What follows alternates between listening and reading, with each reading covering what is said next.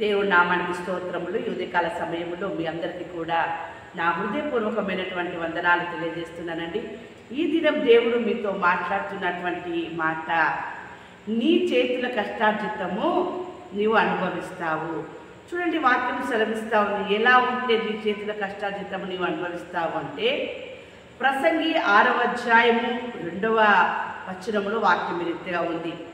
ఏమనగా, దేవుడు ఒకరికి ధన ధాన్య సమృద్ధిని ఘనతను అనుగ్రహించును. అతడు ఏమి కోరినో అది అతనికి తక్కువ కాకుండాను.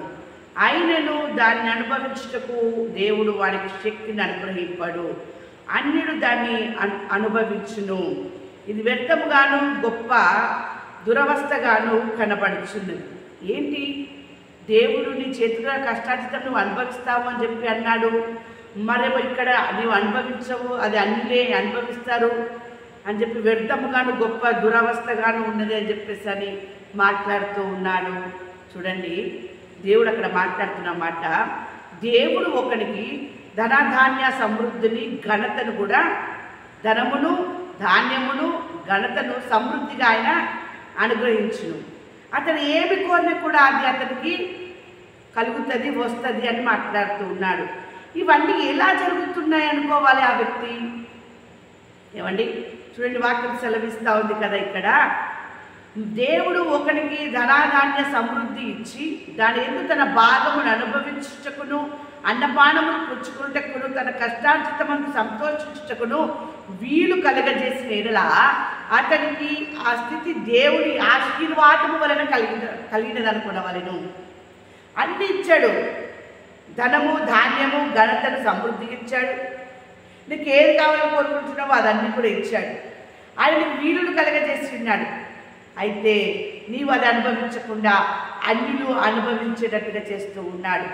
అలా చేయడానికి కారణం ఏంటంటే, దేవుని యొద్ద నుండి వచ్చే ఆశీర్వాదం వల్ల ఇది నాకు కలిగినది అని నువ్వు అనుకోకుండా నీ హృదయంలో గర్వించి, నా కష్టార్జితం వలన ఇది కలిగి ఉన్నది అని నువ్వు గర్విస్తూ, మాటల్ని ఇష్టానుసారంగా మాట్లాడుతూ, నీ ప్రవర్తనని దేవుడికి ఇష్టముగా ఉంచకుండా నీ ఇష్టానుసారంగా నీ ఇష్టమైన ప్రవర్తనతో నీ శరీరమును, నీ ఆత్మని, నీ దేహమును నీవు ఇష్టం వచ్చినట్టు చేసుకుంటున్నావు. కాబట్టి అది అన్యుల పాలవుతుంది అని దేవుడు మాట్లాడుతూ ఉన్నాడు.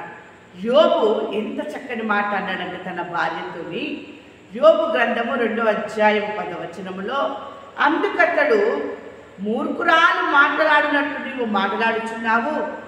మనము దేవుని వలన మేలు అనుభవించుదమా, కీడును మనము అనుభవింప తగదా అనెను. ఎంత అద్భుతమైన మాట యోబు తన భార్యతో అంటూ ఉన్నాడు. ఈరోజు ఇక్కడ దేవుడు మాట్లాడుతున్నటువంటి మాట అన్నిటికీ సమృద్ధిగానే ఉన్నాయి, కానీ నీవు దాన్ని అనుభవించవు, అది అన్యులు అనుభవిస్తారు. ఎంత భయంకరమైన మాట ఇది. అప్పుడు ఆ వ్యక్తి దేవుణ్ణి ఎన్ని విధాలుగా దూషించి ఉన్నాడో, ఎన్ని విధాలుగా బాధ పెట్టి ఉన్నాడో, యోబు మాత్రము అలా అనడం లేదు. దేవుని యొద్ద నుండి మేలు అనుభవించుదామా, కీడును కూడా మనము అనుభవింప తగమా? ఎంత చక్కని మాట. ఈరోజు నువ్వు ఆ మాట అనగలుగుతావా? ఆ మాట నువ్వు అనగలిగినట్లయితే నీ చేతుల కష్టార్జితము నీవు అనుభవిస్తావు. నువ్వు అనుభవించడానికి దేవుడు నీకు వీలును కలగజేస్తాడు. ఆ రీతిగా దేవుడు నిన్ను ఆశీర్వదిస్తాడు. దేవుని బిడ్డలారా, ఆ దేవుని యొక్క ఆశీర్వాదం పొందిన నీకు ఏ లోటు ఉండదు. అలాంటి మాటలు నీ నోట ఉన్నప్పుడు, అలాంటి అనుభవం నీలో ఉన్నప్పుడు, అలాంటి స్థితి నీ జీవితంలో కలిగినప్పుడు, నీ కుటుంబంలో కలిగినప్పుడు దేవుని ఆశీర్వాదం నీకు ఎక్కువగా ఉంటుంది. దేవుని బిడ్డలారా, చూడండి, వాక్యం సెలవిస్తూ ఉంది. కీర్తనలు 128వ అధ్యాయము 2వ వచనములో, నిశ్చయముగా నీవు నీ చేతుల కష్టార్జితమును అనుభవించదవు, నీవు ధన్యుడవు, నీకు మేలు కలుగును.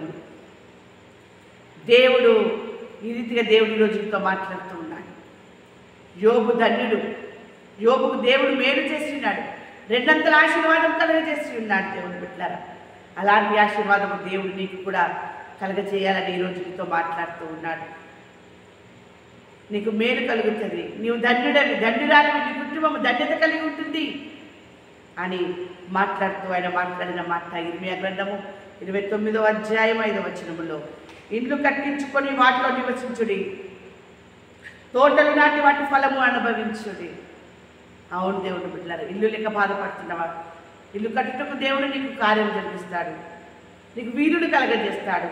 తోటలు నాటి వాటి ఫలము అనుభవించినటువంటి వీలును, ఆశీర్వాదమును ఆయన నీకు అనుగ్రహింప దయచేస్తాడు.